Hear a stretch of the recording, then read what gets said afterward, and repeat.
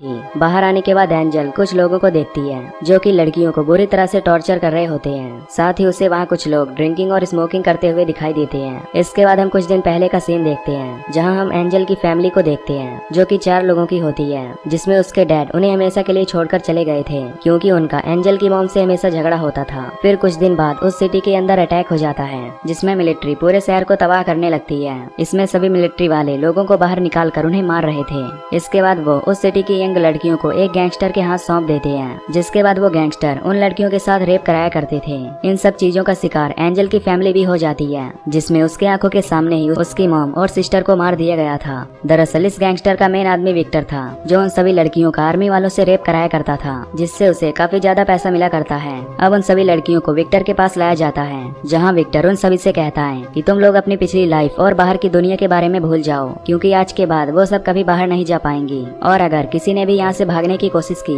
तो वो उसे जान से मार देगा। ये कहने के बाद विक्टर अपने पास एक लड़की को बुलाता है और उसके गले में चाकू घुसाकर उसे जान से मार देता है ताकि बाकी की लड़कियों के अंदर डर बना रहे। अब सभी लड़कियाँ काफी ज्यादा घबरा जाती हैं। तभी विक्टर की नजर एंजल पर पड़ती है जिसके चेहरे पर अजीब सी बर्थ मार्क होती है। ये देखकर विक्टर उसे अपने साथ रहने के लिए बोलता है। तभी हमें पता चलता है कि एंजल एक डेफ लड़की है, यानी कि ना वो बोल सकती है और ना ही सुन सकती है। इसलिए विक्टर उसे प्रोस्टिट्यूशन का केयर टेकर बना देता है, जिसमें वो बाकी के लड़कियों का मेकअप करके उन्हें सेक्स के लिए रेडी करेगी। साथ ही एंजल उन लड़कियों को पहले ड्रग्स देगी जिनके लिए कस्टमर पहले आ रहे हों, ताकि वो लड़कियां कस्टमर को सेक्स करते समय प्रॉब्लम ना करें। एंजल को ये सब काम एक वेंट के जरिए जाकर करना पड़ता था। अब एक दिन एंजल एक ऐसी लड़की के पास खाना लेकर जाती है जो ऑलरेडी मर चुकी होती है क्योंकि किसी ने उसके साथ बुरी तरह रेप किया था। तभी वहाँ एक आदमी आता है जो उसकी डेड बॉडी को एक कपड़े में लपेट कर बाहर ले जाने लगता है। दरअसल ये सब यहाँ की एक आम बात थी जहाँ बहुत से लोग लड़कियों के साथ जबरदस्ती रेप करके उन्हें मार दिया करते थे। इसके बाद विक्टर एंजल को एक दूसरी लड़की का मेकअप करने के लिए बोलता है क्योंकि कुछ कस्टमर वहाँ आने वाले थे। अब एंजल उसके रूम में जाती है जिसका नाम वानिया होता है। यहाँ वानिया को पता चल जाता है कि एंजल एक डेफ लड़की है, इसलिए वो एंजल से इशारों के जरिए बात करने की कोशिश करती है क्योंकि उसे साइन लैंग्वेज आती थी। अब वहाँ पर कस्टमर आ जाते हैं। फिर कस्टमर के जाने के बाद एंजल फिर से उसके रूम में आती है और उसके फेस पर लगे ब्लड को साफ करती है। यहाँ वानिया बताती है कि उसे साइन लैंग्वेज इसलिए आती है क्योंकि उसके फादर भी डेफ थे। वानिया को देखकर एंजल को अपनी फैमिली की याद आती है। तभी एंजल को यहाँ किसी के आने की आहट सुनाई देती है, इसलिए वो वहाँ से चली जाती है। अब रात को एंजल वेंट के थ्रू फिर से वानिया के घर आती है। इसके बाद वानिया उससे यहाँ से जाने का रास्ता पूछती है। इस पर एंजल कहती है कि यहाँ से बाहर जाना मुश्किल है क्योंकि ये जगह सभी तरफ से लॉक है। एंजल वानिया के लिए चॉकलेट भी लाई थी जिसे वो दोनों मिलकर खाती हैं। पर तभी वानिया को वहाँ किसी के कदमों की आवाज सुनाई देती है, जिसके बाद वो वेंट के थ्रू फिर से अंदर चली जाती है। नेक्स्ट डे एंजल को दोबारा से वानिया के पास रेडी करने के लिए भेजा जाता है क्योंकि उसके लिए कोई कस्टमर आने वाला था। वानिया एंजल से कहती है कि मुझे ड्रग्स का इंजेक्शन लगा दो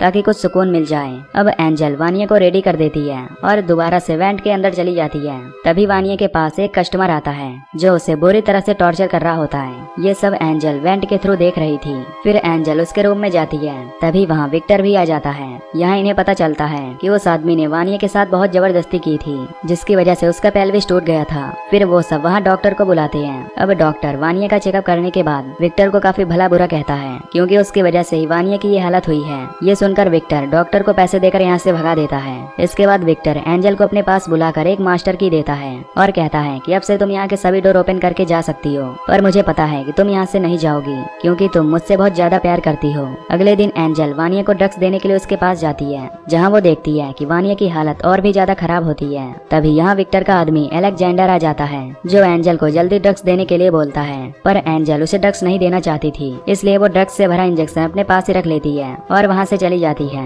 इसके बाद हम कुछ मिलिट्री के सोल्जर्स को देखते हैं जिनका लीडर गोरान होता है। दरअसल गोरान उसी सिटी का लीडर था जिसने एंजल के सिटी में जाकर उसकी पूरी फैमिली को मारा था। यहाँ गोरान का छोटा भाई जैसिप और उसके बाकी के साथी जिनका नाम ब्रांको, इवान और रदोवन होता है। अब गोरान एंजल को देखकर उसे पहचान लेता है, इसलिए वो विक्टर से कहता है कि तुमने इसे अपने साथ क्यों रखा है। इस पर विक्टर बताता है कि एंजल यहाँ की केयर टेकर है जो उसकी हेल्प करती है। इसके बाद गोरान अपने बाकी के साथियों को अलग अलग रूम में जाकर लड़कियों के साथ रोमांस करने के लिए बोलता है और खुद विक्टर से बातें करने के लिए उसके ऑफिस में चला जाता है। वहीं इवान वानिया के पास जाता है और उसके साथ जबरदस्ती रेप करने लगता है। एंजल ये सब उसी वेंट से देख रही होती है जो उसे बिल्कुल भी अच्छा नहीं लग रहा होता, इसलिए वो वेंट से बाहर निकलकर इवान के पीठ पर कई बार चाकू से हमला करने लगती है जिससे इवान की वहीं पर मौत हो जाती है। तभी एंजल देखती है कि वानिया भी मर चुकी है, इसलिए वो काफी दुखी होती है। तभी वहाँ पर कुछ लोग आने लगते हैं हैं क्योंकि उन्हें इवान के चीखने की आवाज सुनाई दी थी। अब वो सब डोर को तोड़कर अंदर आते हैं, लेकिन तब तक एंजल वेंट के रास्ते यहाँ से जा चुकी होती है। गोरान इवान की ये हालत देखकर काफी गुस्सा होता है और विक्टर से इसका कारण पूछने लगता है। इस पर विक्टर उसे साफ मना कर देता है। तभी गोरान को वेंट की तरफ से कुछ आवाज सुनाई पड़ती है, इसलिए वो उस आवाज का पीछा करते हुए सभी रूम में चेक करने लगता है। यहाँ सभी लड़कियां अपने अपने रूम में होती हैं, पर एंजल यहाँ से गायब होती है। ये देखकर गोरान समझ जाता है कि ये सब काम एंजल का ही होगा, इसलिए वो गुस्से में एक लड़की के ऊपर गोली चलाकर उसे मार देता है और अपने आदमियों से कहता है कि वो लोग इस पूरे घर को लॉक कर दें और फिर जैसे ही इन्हें एंजल दिखाई दे तो ये सब उसे शूट करके मार दें। इसके बाद गोरान और विक्टर नीचे आते हैं, जहाँ उन दोनों में बहस हो जाती है। उधर एंजल एक वेंट से बाहर निकलती है और उस मास्टर की से मेन डोर को ओपन करने लगती है, पर वो डोर ओपन नहीं हो रहा था, जिससे एंजल समझ जाती है कि विक्टर ने उसे रियल चाबी नहीं दी थी। अब एंजल फिर से वेंट के अंदर जाने लगती है, पर तभी गोरान उसे देख लेता है, इसलिए वो उस पर गोली चलाने लगता है, लेकिन एंजल किसी तरह वेंट से आगे निकल जाती है। इसके बाद एंजल फर्स्ट फ्लोर पर पहुंचती है, जहां उसे अलेक्जेंडर देख लेता है। अलेक्जेंडर उस पर हमला करने की कोशिश करता है, लेकिन तभी एंजल अपने पास रखे हुए ड्रग्स का इंजेक्शन अलेक्जेंडर को लगा देती है।